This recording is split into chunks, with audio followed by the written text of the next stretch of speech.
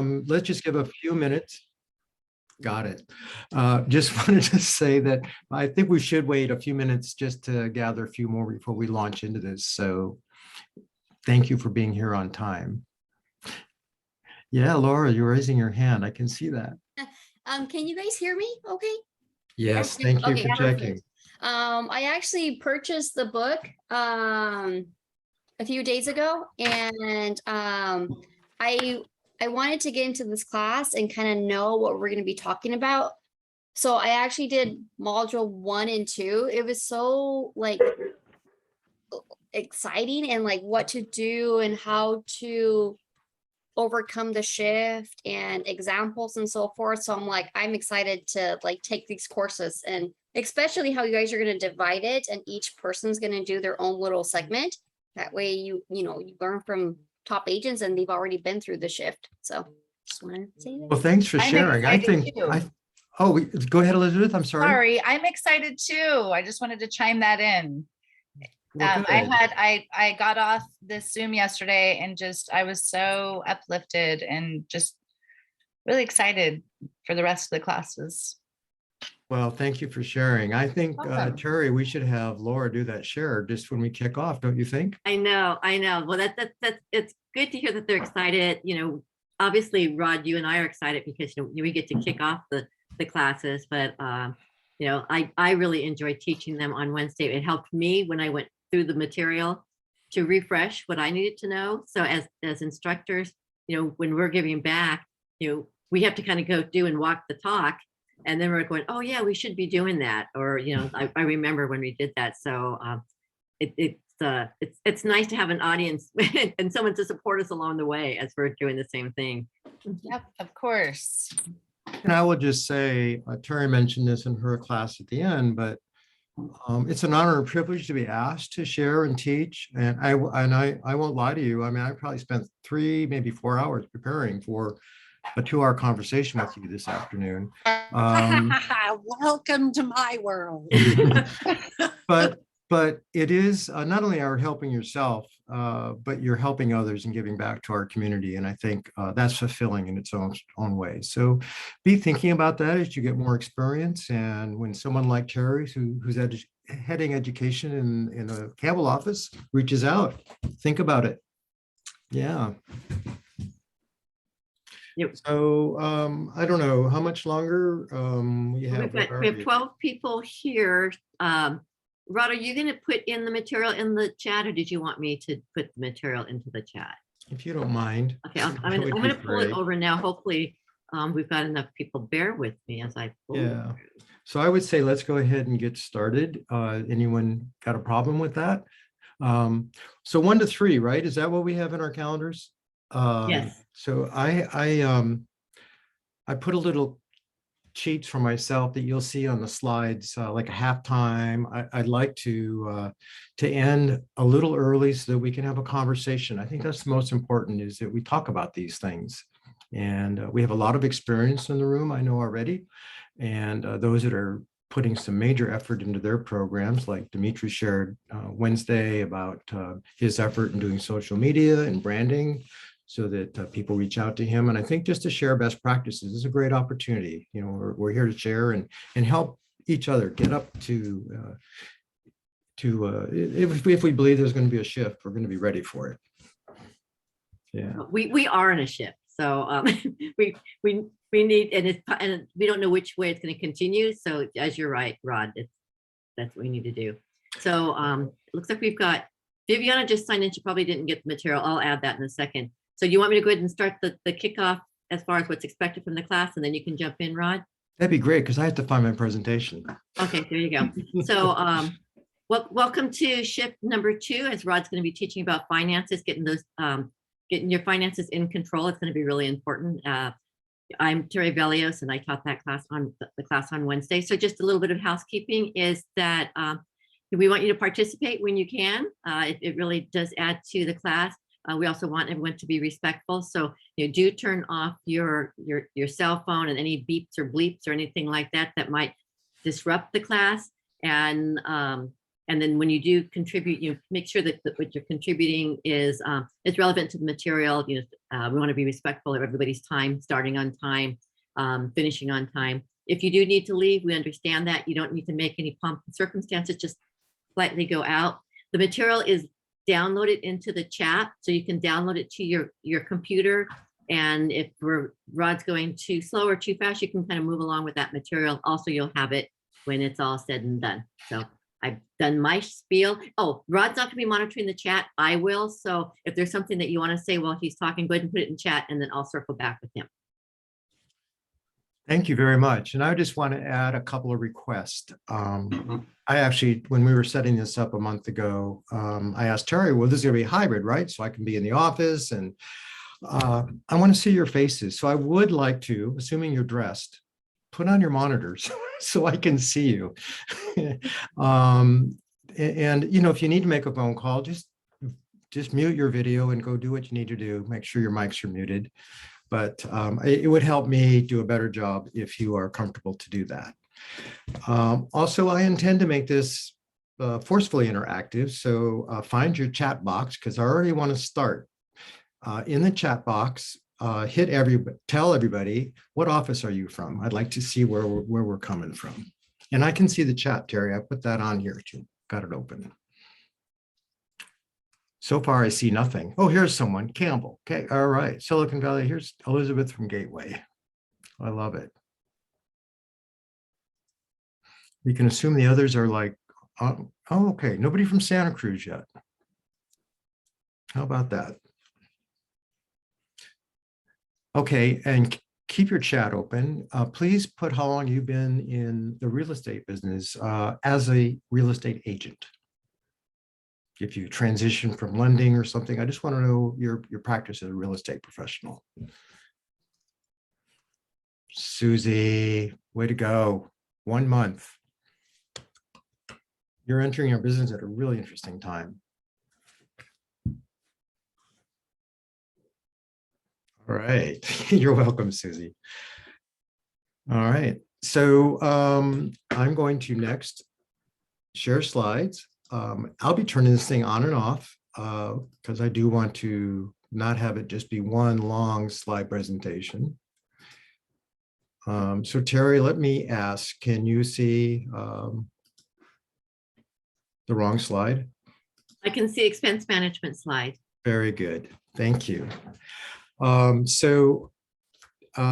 This is one of 12 modules. The first one Terry did last time, for those that were not here, was all about really mindset. If I could summarize it in a word, Terry, it was really about kind of getting your own internal act together and not be emotionally attached to the market changing.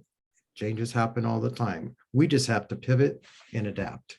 So a little bit of contact information and some history on this slide. So I'm Rod, the guy in the upper right.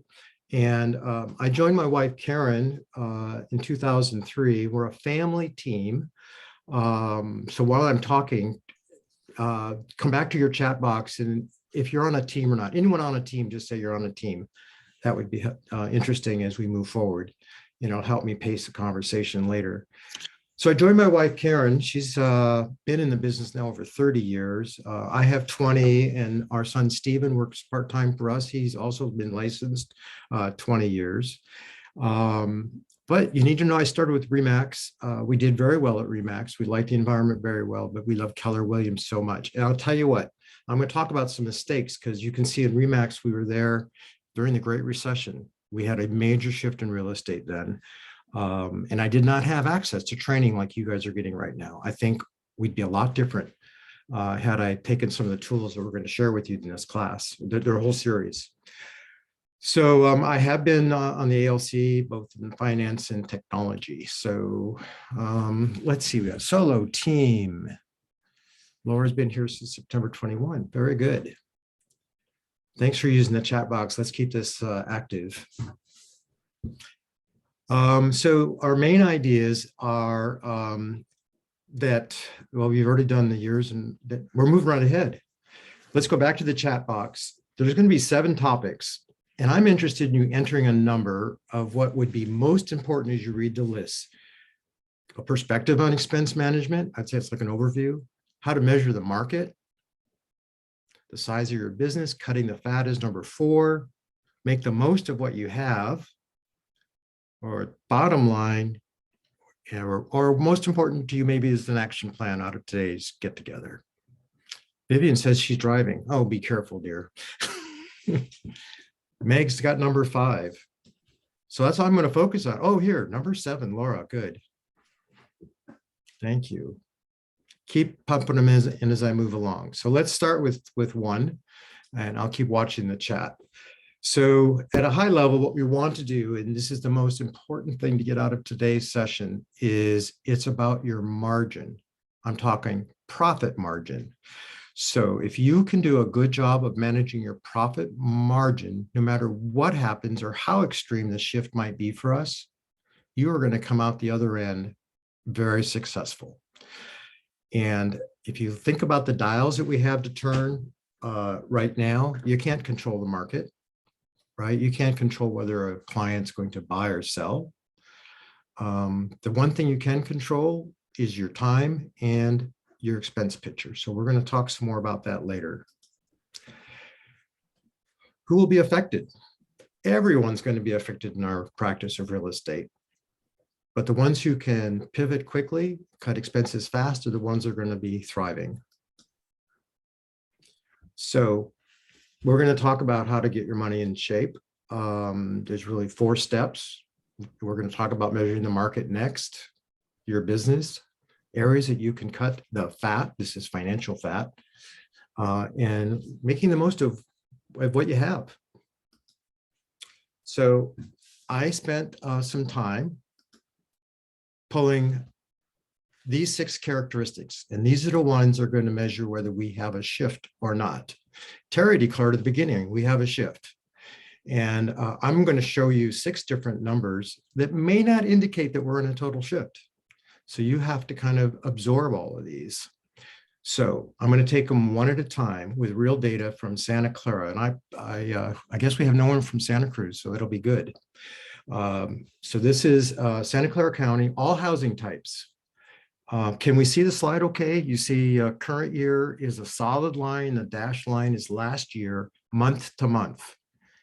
And it looks to me like we have actually less inventory than we did this time last year. So open your mics up or hit the chat box. What do you think? Are we in a shift based just on this one stat? I'd say it looks pretty level in general. I would say so. Okay, and then who said I would say so? What do you see in this chart that says we're in a shift? I just see a little down, a little downfall. And I've been noticing, like, in certain areas, the prices are slowly dropping. Yeah. All right. So this is good. This is just basic here. So if this black solid line went way down, like to 1,000, that means there's less homes on the market. That actually, I think, would imply a supply and demand that would do just the opposite. Don't you think? You see what I'm saying? So don't get too wrapped up in this. I'm just saying this is one slide that says, well, maybe we're not in a shift, but there's 5 other factors I want to talk to you about. And this is one to look at. This data is easy to access. This is from MLS listings. I got it yesterday. Another factor, the second one, is days to sell over time. So what is happening in May, June, and July? See it going up and to the right? Taking longer to sell. This is an indication of a shift. Okay, let's see what the third factor. Go ahead, I'm sorry. Like also the days on the market are Yeah. staying longer as to opposed to when they were just flying off the market, right? Exactly, exactly. Like in April, 10 days. Perfect. So the next and third item is pendings. So pending means you put a home on the market, it gets into contract. This is, to me, out of all the 6 factors I'm giving you today, the one that is most saying, yeah, baby, we are definitely shifting. Look how many homes compared to last year this time, almost, a little more than half, 43% down actually. that is a pretty significant indicator. And you can see February and March pretty much lined up. So this shift started. And some of us were talking about this, I know with other agents in our office, way back in April. Fourth one is the board. Do we care about how many agents are on the board? Well, if you have fewer agents, you have less competition. So it's an indicator. This one is not so significant for us, but I do have the agent count for you if you're interested. And I called Neil yesterday, our CEO for SCORE. Silvar has 4,500 agents. We have 6,000. However, Neil says, believe it or not, the count is still going up, like maybe about 100 a month. And he also said that this particular stat of number of agents and how they change lags about 1 year of a shift, whether it's going up or down. So therefore, I would say of all the 6 factors, this is the one that's least important to be concerned about. The other thing he mentioned that I thought I'd share with you is the last line here. 60 to 70% of agents don't even make enough for a sustainable living. Hopefully nobody in this crowd is going to be in that mindset. We're going to be in the 20 to 30, 40% making money every month. Okay, let's talk about the 5th one. The 5th metric in terms of knowing our market is sales volume. So what do you think? Are we seeing a shift if we look at over time, all home styles in Santa Clara since January? Let me just define what sales volume is. This is total number of sales times the value of the homes. That's why this number is so big on the left.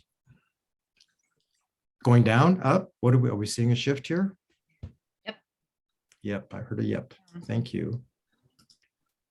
So I also want to do another metric of sales, and that's by actual unit count of all types here in Santa Clara County. Are we seeing a shift between current year, the solid line, and the dash line? 36% down from a year ago. This is why we're seeing indications of a shift. So I do agree with Terry. And then the 6th one is really about you. So let's get back on the chat box. I'd be interested to hear your feedback and share it with everybody. What are you seeing in your own business practice? Are you seeing more leads now or less leads?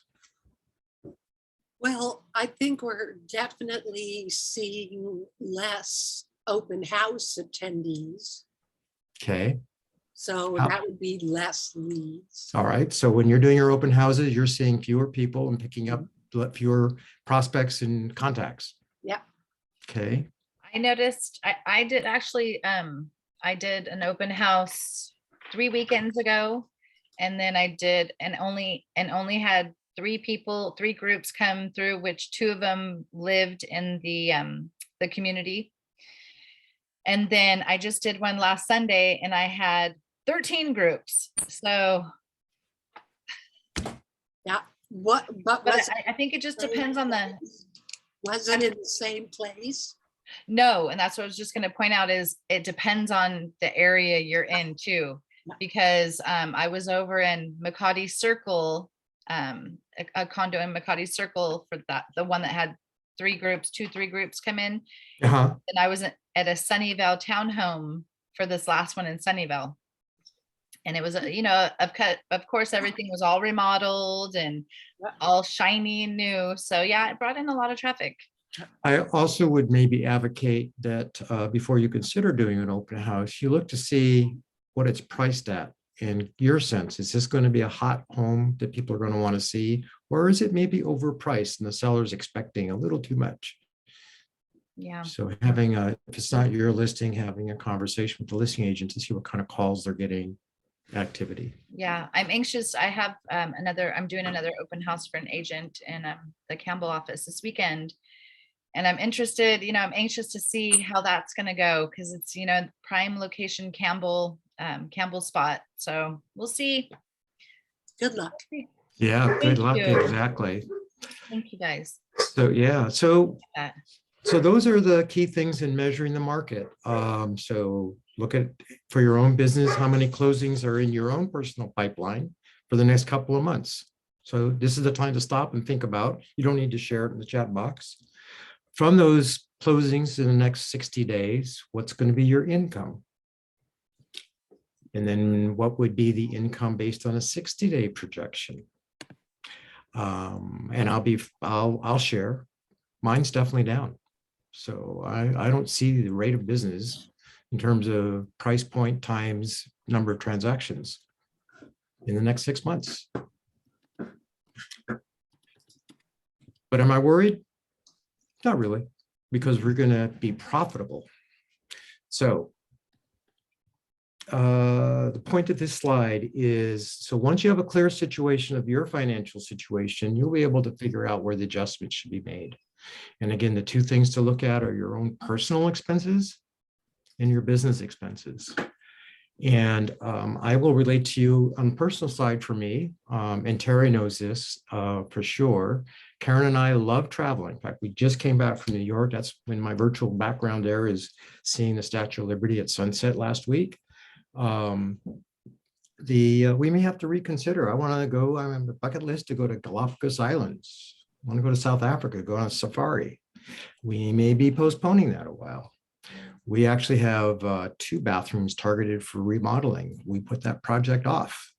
So we're going to stop. So think about your own personal life, your lifestyle, what adjustments can be made where you can get along and manage through the shift. And know where your money's going. So I just put this halftime. Terry, how are we doing time-wise? It is 1:25. Okay, so I think we're doing pretty good. So you need to know how much spending and which categories are costing you the most with respect to the personal expenses. Then your business side. You need to follow a budget. And a lot of people have asked me, and this is really pungent, what budget do you follow? And the answer is whatever works for you.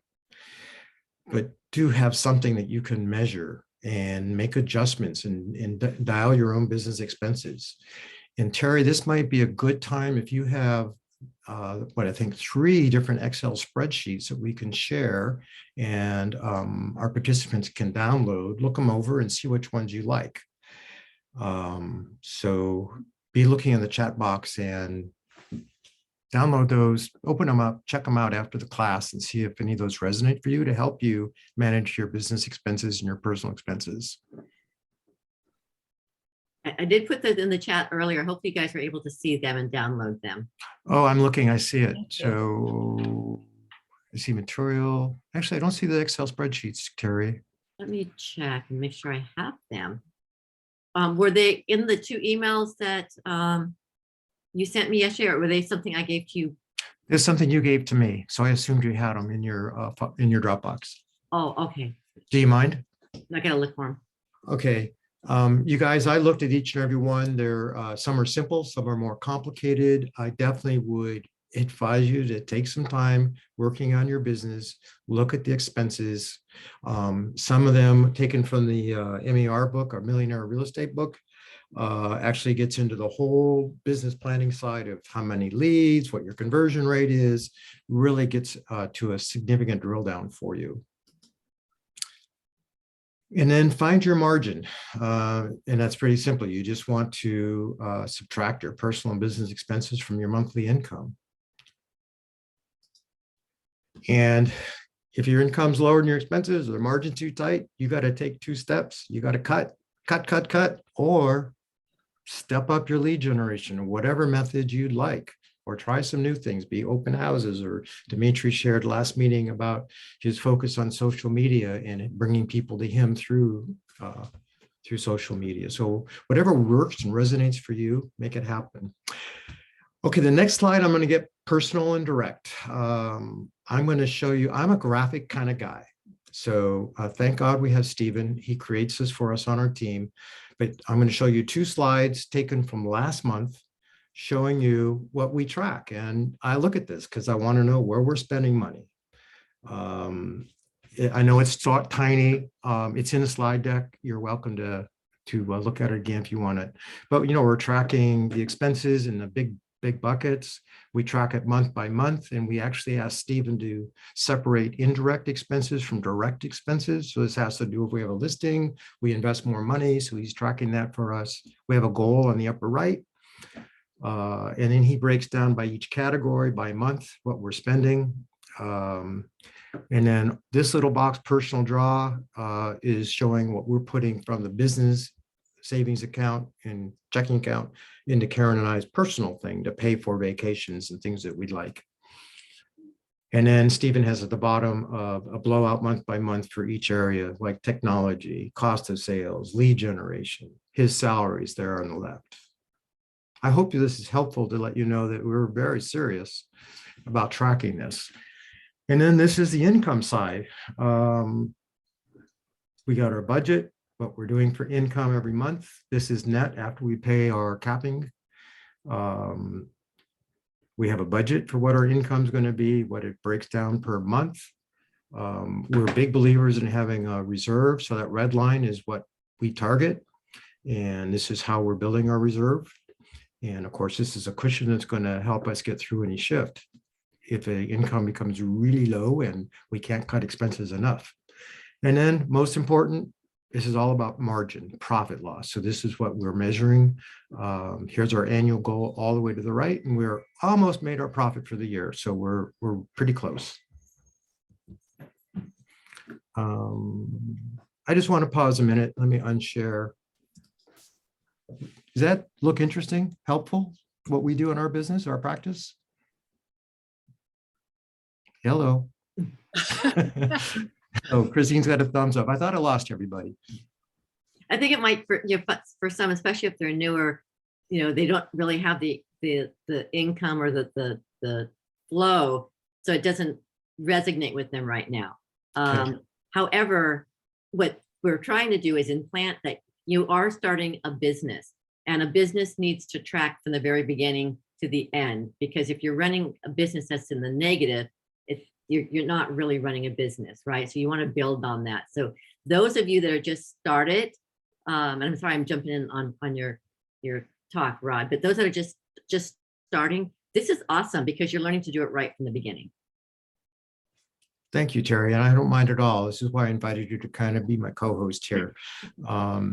Terry spends a lot of her life, if you don't know, especially from the Gateway office, she's a mentor. And so she's in the constant role of coaching new agents. So I appreciate you putting perspective on that. And I'll also tell you that Karen and I actually started looking at this even before the shift was sort of in our mindset. For other reasons, we were looking at our business costs. So maybe that's some of the reason why our 6-month reserve is growing. We cut off things that we have been doing for years, like Zillow lead share. They've done a few things for us, but is it a good use of money? So we cut that off. I got a little pissed off at the company we use to do our search engine. And I'm looking at what that costs and what benefit we have. So I'm going to do some exploring about that. Terry, they finally called me, by the way. So thanks for, yeah. So I went on a little bit of a tangent, but I just want to take a break and allow some conversation here. Let's continue.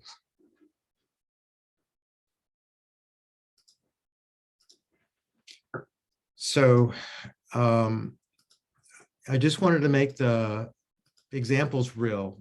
So the next chapter in this module is let's look at ways of cutting the fat, the excess money that really is not working for you. So you've got to step back and look at results. You want to, I guess an analogy I give when we're putting a home on the market and there's some condition issues that we want to talk to the client about investing, like paint, carpet, whatever. We want to maximize the sales price, but we want that seller to not go overboard. So similar to optimizing and kind of getting smart money into the home before you put it on the market, you want to look at that same analogy within our own business. Is your money working for you? If you don't know, cut it, just stop it. These are tough decisions sometimes, but if you are committed to this business, you have to be successful in it. So here's a way to think about it. Cut all your expenses to zero right now, stop. And then reallocate one by one and justify what that investment, that one new investment is going to bring to your business. Some areas, like, I had an office space at our office in Campbell for many years, and we stopped doing that. Maybe look at your hard mail. Are there some areas you can cut that back if it's not being beneficial? Vendor contracts. I talked just a minute ago about to help our buyers do a search. We're looking at those contracts, our website. So just look each category and those spreadsheets that Terry uploaded, and thank you for getting in there, Terry. Start documenting it. So let's use the chat box. Think about your own business without putting the stuff in the spreadsheet. Can you think of 1 or 2 items right now that you could cut? I want to see the chat box go flying here. Think about it.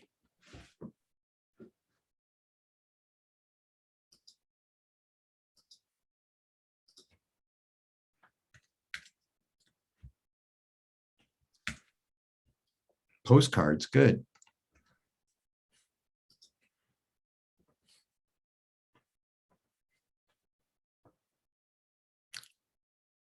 It's not that tough a question. You guys still there? Still thinking?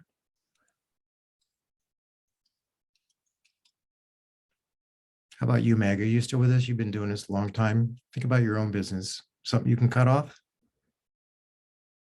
Oh, Marcia? sorry, it went to somewhere to Christina. Sorry, Christina.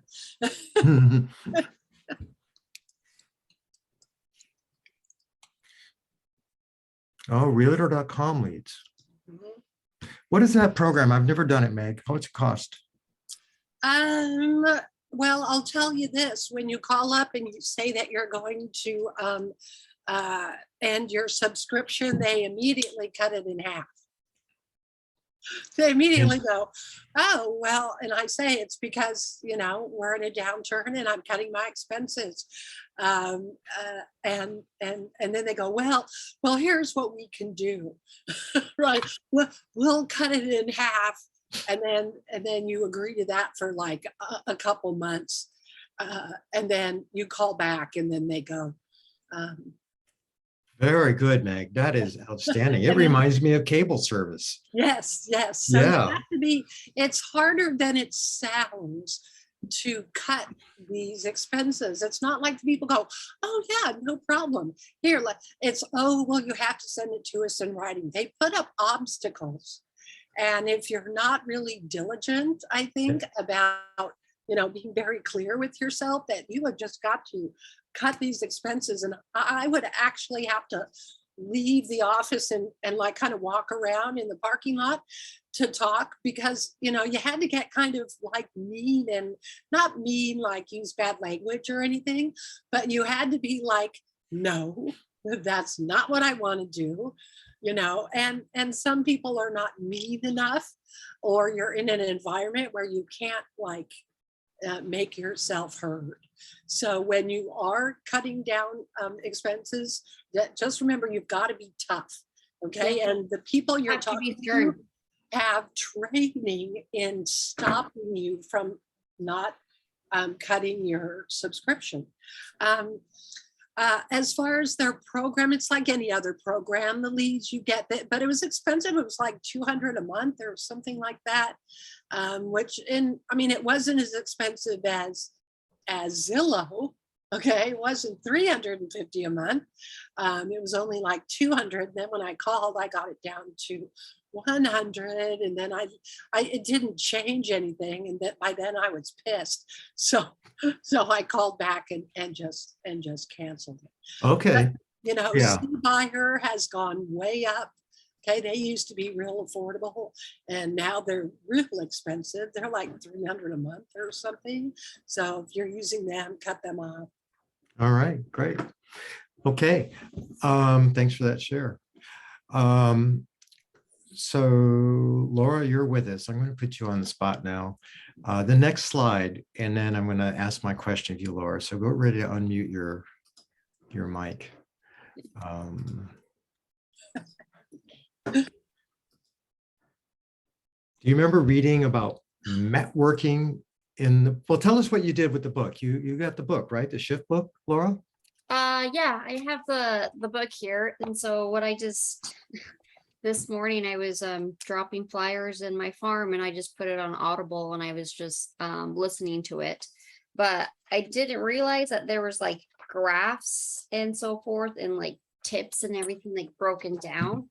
And now I'm just like, I should probably reread it and write notes. And now, like when you're talking about certain things, I'm like highlighting, and I'm like, okay, so that's trying to say and so forth. But I guess as being a new agent and looking at these slides and how you track certain things, maybe that's probably something that I should start tracking. What am I spending on? And right now, what I'm spending on is just hard stock paper when I drop the flyers, because if I do it in the regular paper, it doesn't look professional. And I was printing the flyers here at home, and then I realized that I was using too much ink, and it only takes me 15-20 minutes to go to the office and print there.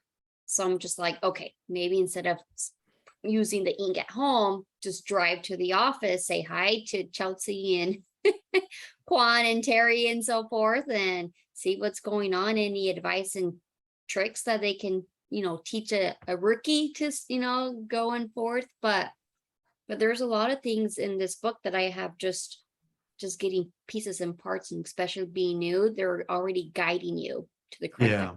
good. Yeah, the information that is shared in our classes aligns directly with the book. Terry, do I have the right slide screen this time? I think I was Yes, trying the yes, wrong window thank you. before. Yes, thank you. So Laura, I saw this, I was preparing for this, and I saw ways that you can adapt in the shifting market. And it talked about prospecting. And I saw network. Oh, they made a typo in the slide. So I went to the book. There really is a word called network in the book. Do you remember it? I don't, network. So what the network is getting back in touch with your people you have met, people you know, people you went to school with, if you're in a previous career, who you worked with. So that's network, people you know, your sphere of influence. It's a real word invented by Keller Williams. So I thought I caught him on a typo. So anyway, other areas, again, remember the two areas of shift in your business is more lead generation, more focused lead generation, and cutting back. So on this area of lead generation and marketing, there's quite a bit of detail in the book. And I forgot to mention at the bottom of all these slides, it says course page 26 to 28. These refer to the deck that Terry put in earlier of the pages of the student workbook. So if you get the slide pitch in parallel with the textbook that came with the class, that's the reference. So hold more open houses. We talked about this in Terry's meeting. Getting involved in the community, marketing. So just look for ways that you can continue to improve smart money in these areas of lead generation and your marketing without spending a boatload of money. So here's what not to cut. You got to continue to deliver 200% on your customer service. And training like you're in today, I admire each and every one of you taking time out to be here with us. Don't cut back on that. It's important. You want to walk away with some ahas that's going to change how you do business tomorrow. So let's switch to the next chapter, which is making the most of what you have. Some areas that you can really focus on for yourself is put your creativity and your energy into working not only harder, but smarter. I like the second one. Instead of hiring an assistant, get more assistants. So maybe you do something part-time versus a full-time staff member. And focus on working with preferred partners that are going to make a difference for your business. Like a lender, let's say, someone who can provide you some leads. In the area of open houses, yard signs, Laura, you had mentioned coming in the office. There's a lot of market center services there for you. Terry, did you say there was someone in our office that can help with putting together flyers? Lauren. Tell Yeah, us we- about that. I've not worked with her. Yes, so Lauren is, she's our in-house marketing person, and she is awesome. You just, like, for example, I had a flyer that was done by one of my marketing people, and I was holding someone else's listing open, and I wanted to keep my same branding with it. So she goes, well, just send me that other flyer, right? So I sent it to her, and in like 15 minutes, she took the listing that I was holding open and took my branding and blended it, and I didn't get charged for that. So there's certain things that she will do that she doesn't charge you for. But outside of that, there's other things that she'll do. She'll work with your buyer presentation. She'll work with your listing presentation. She'll work on anything that you need that's marketing for yourself. And there's a list of pricing for that.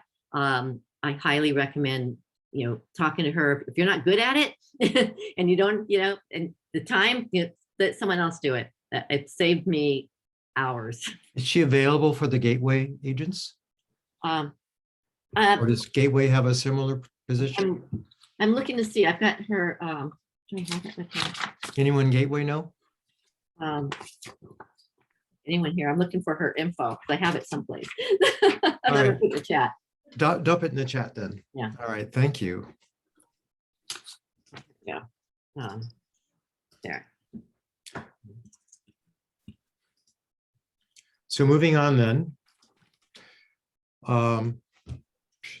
If you're not using command, get on board. It's a very, very powerful return for your investment. Millions of dollars spent by Keller Williams over the last few years, and all done with agent input to really have an awesome system to help you with taking care of and managing your leads. This, I think, is an important comment, which is distinguishing yourself from the other agents that are working part-time or not really committed to business, so you can really talk about your unique value proposition, right? Unique value proposition.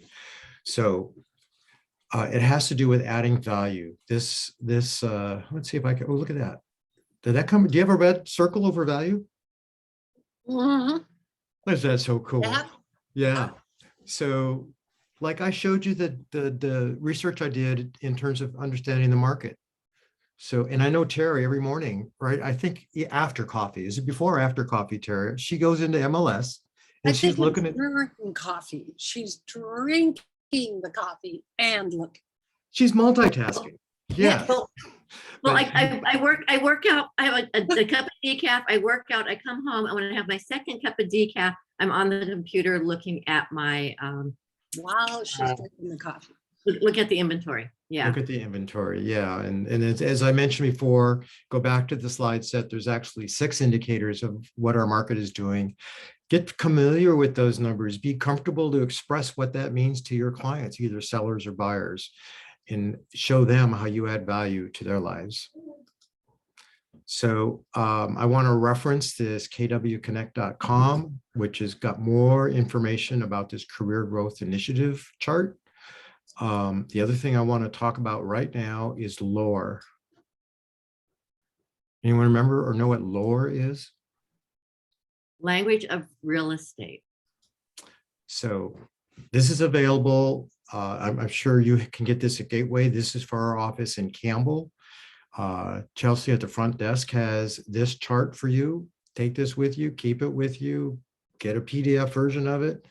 But you can talk about, especially for newer agents, lean on the success of our office in terms of listings taken, everything, how we compare to our board versus our market center.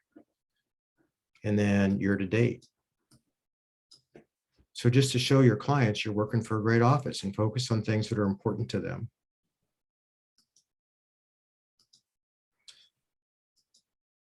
So bottom line, downtrending markets are a huge opportunity to run your business for the rest of your life. I worked at Hewlett Packard before this, and we talked about, imagine you have a river flowing, and what you can't see in that river are rocks. And when the market's shifting, the water level goes down, and now the rocks become exposed. And those are the things that you can remove from your business expense. Get rid of those rocks, and they are easy to see now. Those rocks are gone, the river expands, you're going to have a much better business flow as you move forward. Make sense? So, and then the speed at which you adapt to our local market is going to depend on, it will be your success. And you're in charge of that. So, action plan. One of the things that I'm encouraging you to do is refer to page 38 and 39 of the student guide. And let's just take a minute and position this class compared to the rest of the shift classes that are scheduled. I think it's every Monday, Wednesday, Friday, 1 to 3. We're right here. Seller staging and pricing strategies, a lot on lead capture, converting, creating urgency, financing solutions, effective people leverage, again, how you can manage your cash flow using other people's resources. So let's talk about how we can get your margin back under control. I want to I'll put my contact information again. I'll put it in the chat box when before we hang up, but I want to just come back to this. What ahas do you have? Make a note or put it in the chat box, or I'm going to open the microphones up. What actions you plan on taking based on today? What tools that you see? How about accountability? I really didn't talk about that. Having the power of an accountability buddy. And how are you going to measure your success? What are going to be your new objectives?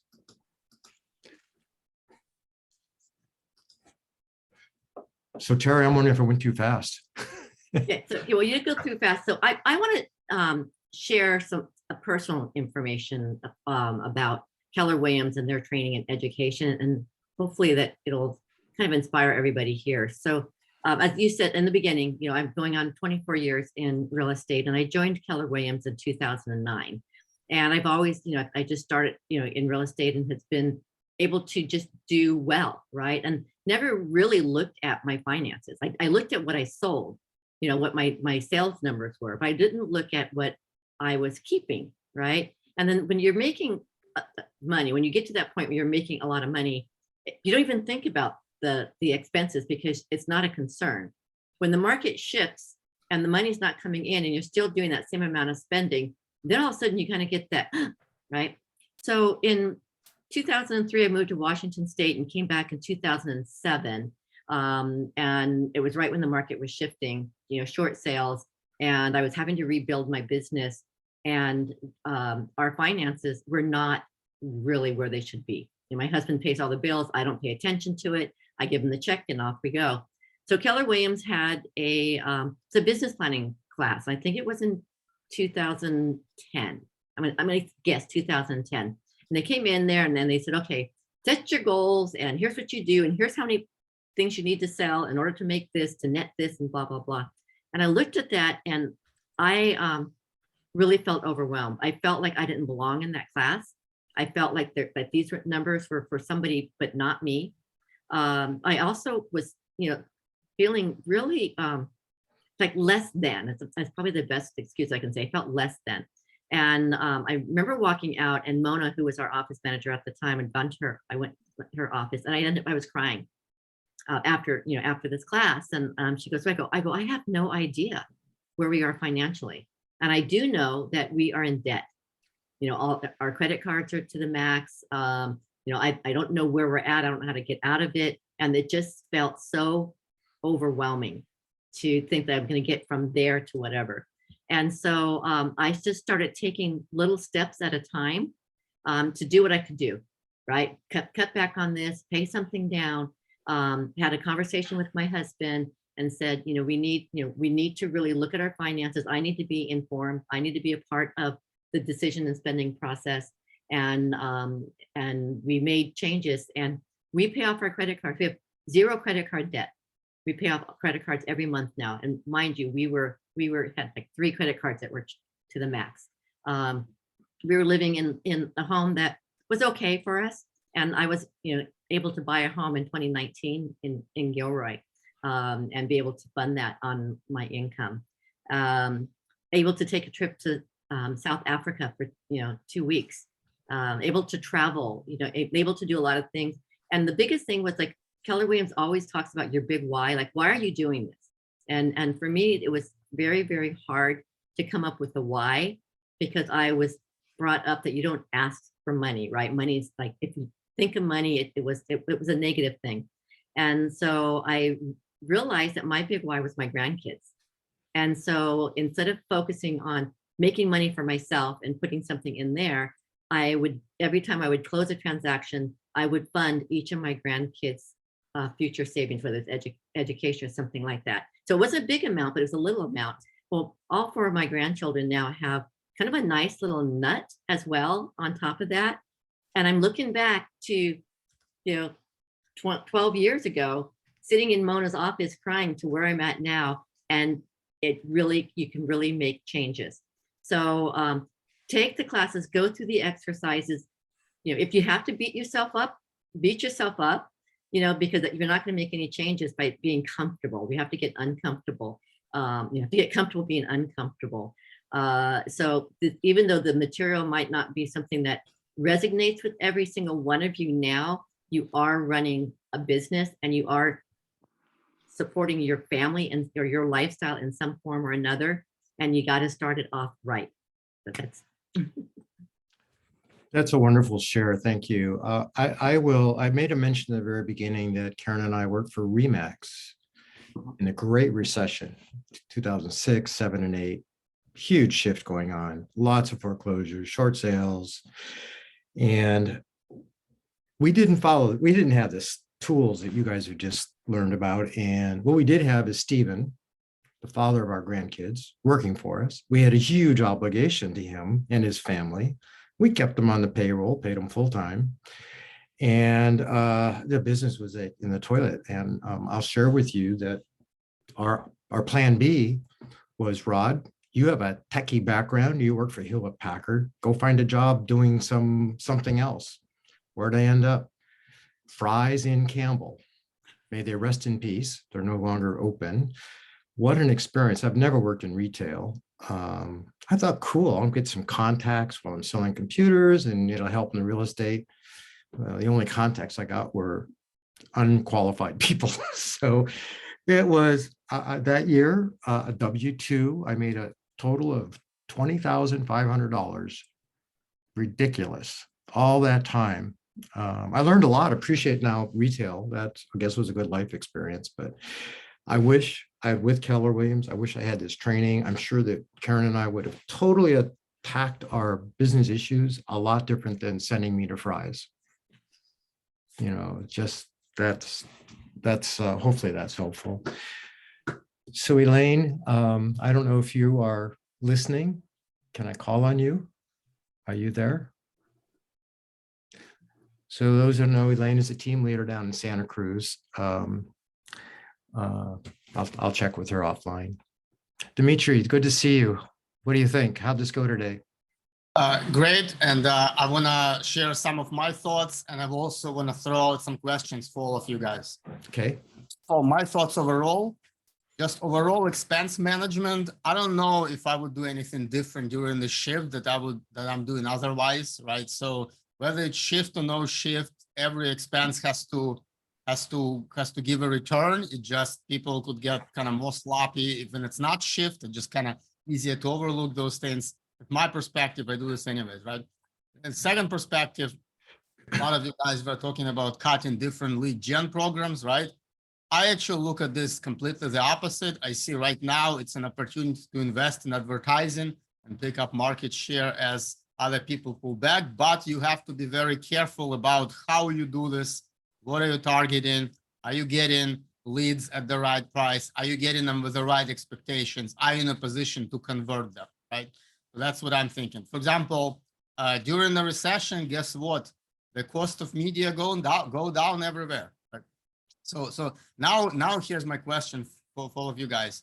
This is where I am having some trouble figuring out the right approach, and specifically on the listing side, right? It is customary, and a lot of sellers expect for the listing agent to actually invest in listing, right? To do, I mean, obviously there are some basic things, right? The brochures, the website, right? But sometimes it can snowball into some significant marketing expenses for the listing. Staging would be at least a few grand or whatever, right? So, and this is where I'm trying to figure out what is the right approach here, because on one hand, if you are going after listings during the shift and you are not offering those things, right?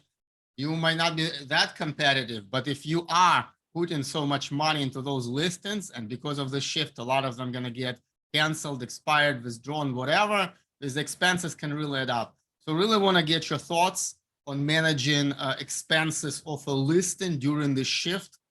How would you change what you promised in a listing presentation? How would you, right. And how would you keep an eye on what other agents are doing to stay competitive? And how do you manage this whole thing? Does it make sense? It's a big topic. So Terry, I'll go first if it's okay. We also, and this is something my wife Karen and I are discussing. I'll just be really transparent about our fees. We offer an option to our listing clients of a 5.5% listing, of which the buyer's agent gets 2.5% and the Wolf Group gets 3%. Of that 3%, we control and manage the listing. I mean, the staging. We do really good staging. We hire top-notch people for our staging. But we give them an option. It's roughly dollar for dollar, 0.5% to the staging cost. Lower priced homes, that might shift because there's setup costs and design costs that will be flat with them. So you might lose a little bit. So to protect yourself, Dimitri, if you feel that the client is not committed, they might cancel the listing. Right in there that any hard cost you have, like staging, they will reimburse you for anything you put up front. All those costs, list them out there and get as part of your listing agreement, get that signed. And I'm curious, what is your practice enforcing those issues, right? Because I would say that the kind of sellers who are unreasonable, they also could be the ones who would not honor this, would try to fight it, right? So I'm just curious, can you record a lien for staging, right? Right. I haven't even looked into this topic much. So have you had to deal with those type of disputes? So, Well, what I have done, I'm sorry, Rod, what I've done is if I've had a seller that is wanting to test the market, right? Then I will tell them, you're going to pay for staging. And once it sells, I will reimburse you for staging. And so that goes into the listing agreement, and that automatically goes to escrow. So they know that they're going to get reimbursed for it. That way they're buying into it. And I've only had one seller that ended up not getting reimbursed because they would not sell at the market that it was supposed to. So that's one way I've done that. Right. Actually, I like this approach the most because then the incentives are aligned. It's kind of free, but it's only free if it sells, right? And also this gives sellers something to think about when turning down good offers in the current market. Yeah. Yes. So that's what I've done. I just want to also talk about, I don't know what class number it is, but it's 4 from the end, called bulletproofing transactions, Dimitri, and I know you'll get some good ideas out of it. I have heard, while you're taking the listing agreement, if you feel that the client is over optimistic on the value of their home, that you write in there under other terms that you're going to revisit the listing price within 2 weeks. And you will provide them frequent communication about response to the market at the price you listed at. Well, I would say a big issue is no matter how much expectation setting you do, once home hits the market and once the seller starts getting the feedback and what the market thinks about the value, they might start asking the questions, having thoughts that, again, right? So I want to really go into every listing appointment with the thought, I'm gonna, you know, believe in the best in the seller, but always think that what if they change their mind, right? Because if we do our best and we think the home is worth that much, right?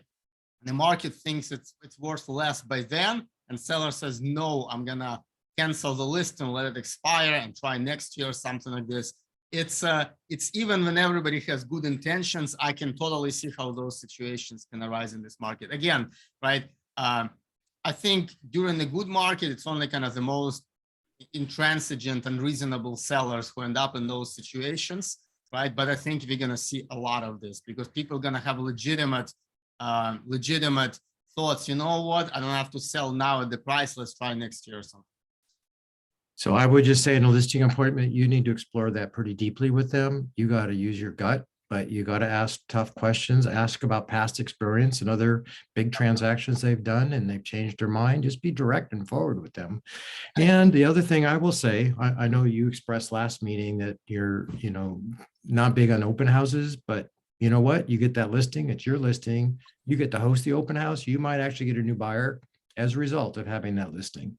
Yeah, and I would say I'm really drawing the line doing open house for your own listings in your own farm versus, you know, random listings that have been on the market from different agents and different locations. I would definitely draw the line here because hosting an open house in your own farm for your own listing is an opportunity to get more listings in a way that because an open house doing for other agents to pick up buyers, right? I'd rather get those buyers from my advertising who are going to get indoctrinated by my content. And then we go to market with the right mindset of what we are doing, why we are doing it. We're not wasting time. And since the last meeting, right, I can tell you, I just got an inbound opportunity, and that's exactly what I'm looking to do with social media, right? And this is somebody who said he's been following my content for like, I'm not even sure how many years. He saw me at some event sometime back, right? And then he saw my interviews to a YouTube channel, which is not even my channel, right? And now he is ready. He reached out to me, and I don't need to prove that I'm the agent he should be working. We just get into the specifics. What does he want to accomplish? What's going on in the market? So we are doing the first showing with him tomorrow, right? So that is what I'm really looking to focus on. Content and amplifying the content and using it to indoctrinate people into let them self-select for what kind of people want to come to me, because I don't want to be talking to people that I have to, you know, convince them that the market's not going to crash completely, right? I want to put out the content, have people watch it, and then if they're like-minded, they would reach out to me and they're going to ask for help. So that's kind of an example. Yeah, well, another I just thought of this and, you know, there's script classes and stuff, but you know, that one graph I showed about the market, Dimitri, and you could see the pendings going down. So you could ask your seller, like, do you want to be on the market or do you want to be sold? What do you think it's going to take to be on the sold side of that statistic? Well, actually, another thought I would throw out, I have seen it. I've been going to a lot of different shift presentations from all sorts of sources. And one of them, I don't remember who, they suggested when you work with sellers, sign them up for MLS alerts like a buyer so that they would immediately see alerts on all the actives that are coming on the market in the competition, so that you don't have to talk to them a month after, or you know those actives, so that they start worrying about their actives right away. And when you do your regular check-ins with them, they already know about the facts and you just discuss the conclusions with them. I thought exactly. You be objective about it. Yeah, I forgot. We do the same thing in our practice. We have a Wednesday report that we send out, shows all the activity around their home. And they can see it. I think this is even going a step further. Sign them up for the entire MLS alerts because I think they would see the entirety, the mass of all the actives going to the market. And not all of those going to be most immediately relevant actives, but they're still going to create the right kind of background in their mind. Perfect. Yeah. So Dimitri, did we answer your question? Because I want to get to other people too. Yes. Okay, Laura, I see your hand is up. Yeah, so Terry and Rod, do you guys add your sellers in like on alert saying like what are actives around their area if they're thinking of selling? Do you guys do that? Yeah, so my sellers, like when we sign a listing, or when we're having that conversation, I put them on an MLS search that's within the criteria of their house, like who their competition is, and they get active pendings and solds. So they can see when something comes on the market that, 3-bedroom, 2-bath, 1,200 square feet, and it's sold for, $1.4 million, and they're at $1.5 million. They're getting that. So many times my sellers have come to me and said, do you think we need to revisit the price? Because they're getting it before I even sit there and have that conversation. It makes that weekly report that when I pick up the phone and call them, it makes it easier because they've already seen it. So you do it when you have the listing, when they Yeah, sign. or if someone's thinking of selling, or even with buyers, because buyers are out shopping and they don't know what something sold for. So I'll give them the same search, like what something went on the market and what it sold for, so they can see how the market's shifting. I do that Yeah. with sellers as well. Okay. Yeah, because I do that, of course, for my buyers, but for my sellers, I've never thought of that. Just giving them access that way they can see. But I do see like the tactic for it. That way they can see like, okay, how much did we list it for? What features does that home have that mine does or mine doesn't? And that way, when we do have a conversation, if we do need to come lower, is more smooth, and they're like, oh, that makes sense. Okay. So and Terry, then- I'd like, Go ahead. I just want to share you've seen the Wednesday report, Mhm. Stevens. I'm going to share that now just so Okay. that it's just an idea. And then Laura, once they close escrow, like the Uh-huh. buyer, I set them up on a monthly one of those. So they get once a month for their neighborhood, so they can see where the market is gone. Okay. So can you guys see the email addressed to Anthony and Rico? Yes. Good, thank you. So this is one of the services we do on Wednesday. Again, it could be a live active, as you guys have talked about, but it seems like this is one that's not on the market. It's in Almond Valley. So we have a little map, all driven from MLS, and then color coded. In this case, this last week, there's green means there's one new active listing. So they can see it. Their home is at the bottom. That has their characteristics. If a home is sold, Steve will put sold in red. And if one goes pending, he'll highlight that in blue. So if this Falkhurst goes pending next week, it'll show up blue. So kind of a color coded thing. And then he includes, if I can't quite get to the bottom, that document, which is a buyer view or a non-agent view of all those listings. So they can look at photos and what those properties are. So it's just one idea. So instead of like a market update flyer, you just do an email thing that We do an email, but yeah, you could, it's just, maybe it's old school, but I think the most important thing is communication with your client on an ongoing basis. Check with them if it's working.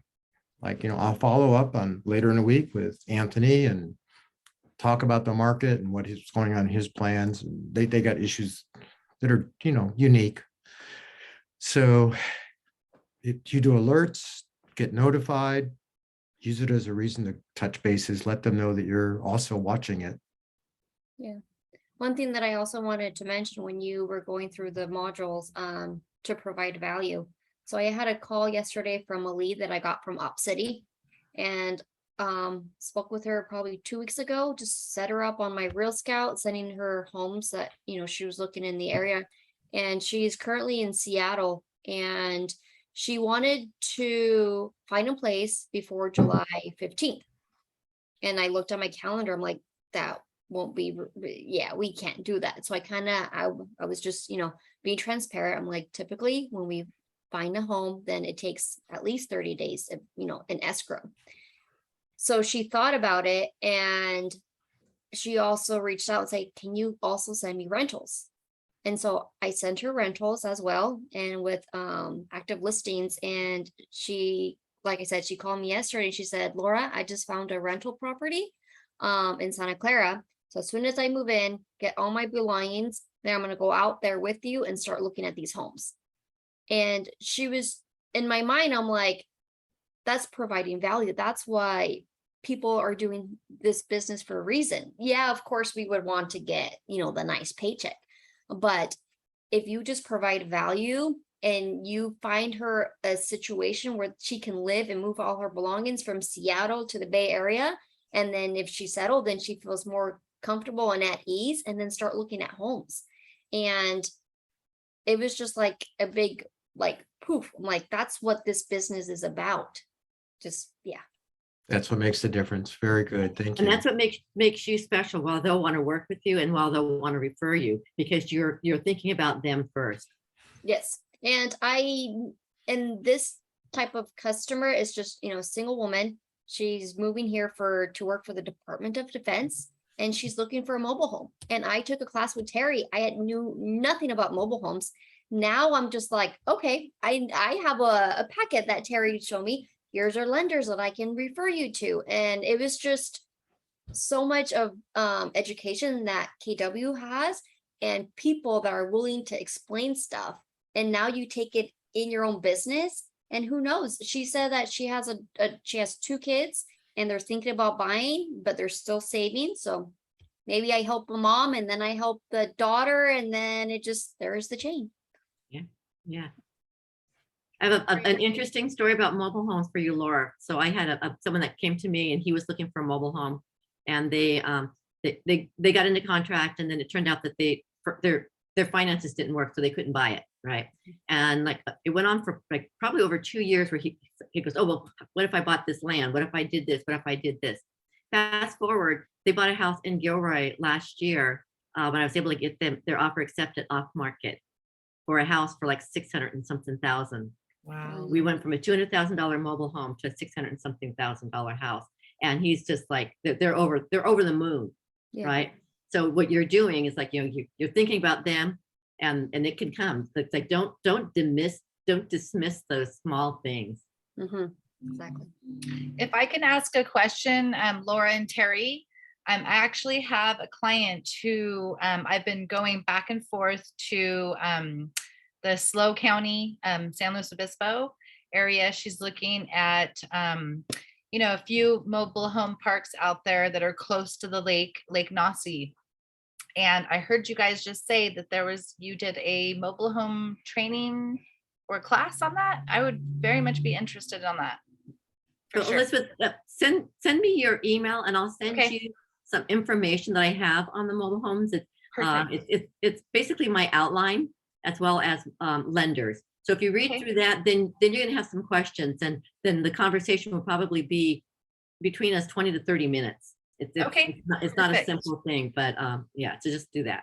Perfect. And then Laura, I just want to say that value is amazing, and people are looking for heart these days, and not so much the the agent that just wants to go out there and make some bucks, right? Yeah. So I Yeah. say value is what matters 100%, and your heart. Thank you. Yeah. So good job for you, girlfriend. Yeah. Elaine just posted, Laura, your compassion shows through, and I so agree with her. Yes, Yeah, yes. good job. Thank you. Who wouldn't want to work with you? I know. Yeah. So anything else before we conclude this section? Terry, do you have any wrap-up comments? I'm so glad you took the time to be with me today. You've added so much value. Thanks. Oh, thank you. Yeah, it's just the thing with the finances is it's vital. Before I got into real estate, I used to do profit and loss statements for businesses. It's what I did. And then when I got into real estate, I just stopped. Right. So if you don't know it, you need to look at every month, pull out your checkbook, pull out your credit cards, look at what you're spending, make sure that you're getting charged what you were supposed to get charged, and you just keep track of it. And it's just like anything, is that if you don't like what you see, burying your head's not going to make it go away. It's still going to be there when you pull your head out. So work with that, and then if you need to, we've got a bookkeeper now that's doing our stuff, so that I can keep us on track each month. So I'm not waiting 6 months before I know what's going on. It keeps the peace between the husband and the wife, right? So get that neutral third party if need be. And I know we're talking a lot about our business finances, but we also that rolls over into our personal. So looking at what your needs are personally, right? So it's not just looking at your business. Look at your personal, what you're spending money on personal, and where you can cut back or just be more efficient on things. That's what I would say. Thank you, Yeah, Terry. it's a good summary. Yeah. Well, I want to thank you. Oh, I see Dimitri's got a finger up. I guess that's the same as a hand up. Go, buddy. Here's another thought and question I would like to throw out, right? So when we are talking about expenses, here in this module, we're mainly talking about agent expenses. I'd love to also get your thought on talking with buyers and counseling them on their affordability and their expenses, given that the rates are up, right? And I see this is kind of the root cause of why we are having this shift. And I feel like it's very important to have this conversation in an honest but also in a very positive way with the buyers, to help them understand what they are signing up for, so that they feel comfortable enough to proceed. On the other hand, so that we don't, go too far with this type of message, right? So I just had this conversation with the buyer I mentioned, right? I'd love to get your perspectives on how to approach this. So I'll start first. We've enjoyed a wonderful relationship with a lender, and I don't know, Dimitri, your partnership with lenders. This particular lender has a certification in mortgage planning. So it's not about selling a product, but it's looking at long-term with the client. So I actually lean on that partnership, and I ask him to have that planning conversation, and I'll stay engaged, but I like you don't want to be spending time showing them properties if they're not qualified, or if they don't have a plan or a path to get qualified. So that's my 2 cents on it. Terry? Yeah, and you're partnering with people in all things. So even if it comes down to printing material, you can partner with a lender or a inspector or somebody else where they're going to share with that for you. And I was thinking, like, when you're talking about partnering with a lender, when I first got into real estate, one of my clients early on connected me with her lender, and that lender, they would do cold calling in like a certain area. And then I got a lot of referrals. You rarely get referrals from lenders, rarely, because they know so many agents. But that lender sent me a lot of referrals because he was calling in an area specifically to get loans and to connect them with me. So that referral partnership was awesome. So if you can find someone that's going to work with you that maybe do some of that, but they're used to doing the cold calling, and partner with that, it's another way to grow your business as well as keep your costs down. Excellent inputs. And I actually gotta say that I already have a partnership with a lender who has the right mindset. I'm already getting this lender to invest quite a bit in co-marketing. We're gonna be doing combined seminars together. But one thing, so the lender has all the right mindset, but what I would love to hear from you, Rod, can you get me the details on this specific program for lenders? Because I think I could get this lender to join it if he's not part of it. I know he's involved in some other programs. One of them is called CORE. They have that at Cross Country Mortgage, but I know that he's growth investment minded. I just want a certified mortgage planner. Gotcha. Okay. I will look into this and see if he might be interested in getting on this. I think he probably would, because we're already thinking in those terms, but he just doesn't have the right, he just doesn't have, the formal certification. And is it also, actually, that's something I'm not very clear on, right? Financial planning, is it also like a kind of a licensed activity that somebody has to have a license? or this certification, or just kind of professional certification, not licenses, because I want to be careful. Oh, but by the way, I don't want to be the one talking to clients about prospects about their financials. I want lender to do most of those things, right? But I want to make sure that they use all the right tools, and I'm interested in all the input on what I can ask my lender to get up to speed on to be the most efficient with this message. So my understanding is the certification for a certified mortgage planner is not a license type activity. However, they're going to have a mindset like a financial planner. And I think another important introduction, if you don't have in your own network, is to be, if they don't have financial planner, a professional licensed planner, introduce them to one and make it a family affair. And we've been actually talking about inviting a real financial planner to our home buying seminars. But the problem is there's going to be too many cooks in the kitchen, too many people in the room. So if I can find a way to get the loan officer to get certified in something and do this whole thing himself, I think that would be a win. So that's very helpful. Yeah, and then, depending on the planner, they're going to say, well, instead of investing your down payment into a home, put it in equities. And that's not what you want. I agree. Too many cooks in the kitchen. But if you really want to do a top-notch job and maybe a mortgage planner that is certified as a mortgage planner would have a contact that would be friendly to kind of give advice, longer term planning advice. Yeah. Not with the idea of selling equity products. Right.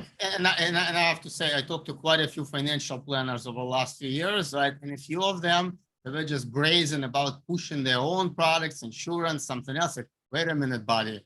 I'm here. I'm a realtor. I'm going to introduce you anywhere. You are going to have to be aligned with overall message. So that's why. So that's one of the concern of bringing kind of a generic financial planner. Unless you know them very well, it's hard to be sure what they're going to say. Yep. Yeah, that was something we talked about on Wednesday about your vendors and who your vendors are. And this is an excellent opportunity for you to go out and have people that you can partner with that you trust, that you'll be able to bring value as a team, whether it's through, financial planning or CPA, tax person, those types of things. Start getting those people within your network that you feel comfortable working together to help your client achieve the goal that they want. And I have found that some of the least troublesome clients on the buy side are the ones who have already gone through financial planning counseling. So they have literally no questions about what their payment should be, what they can afford. They're just going there to find the right home for them. And on the other hand, the people who are just kind of cutting corners, they're kind of getting excited by the idea of home ownership, but haven't gone through the whole process of understanding the affordability. They're the ones who can blow up at various stages of the process. All right, great. Well, if there's no more questions, I think, are we good to go? Going once, twice? Yeah. And if there's any material, Viviana sent me an email that she didn't get the material. So if you guys need any material, I put my email in the chat box. So send me an email and I'll send you what, whatever, let me know what you're looking for and we'll get it to you. And I'll just make one more plug about the Total Shift program. I have a list of all the instructors. You're going to be dealing with a lot of experienced and sharing agents.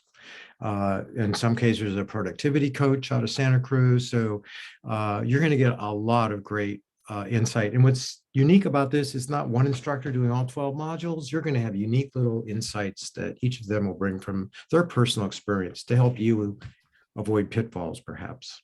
Yeah, and if you can bring like a friend or two from the office, or maybe another agent from another brokerage, by all means, you can invite people in so they can see what we do to add value as an office. The more the merrier.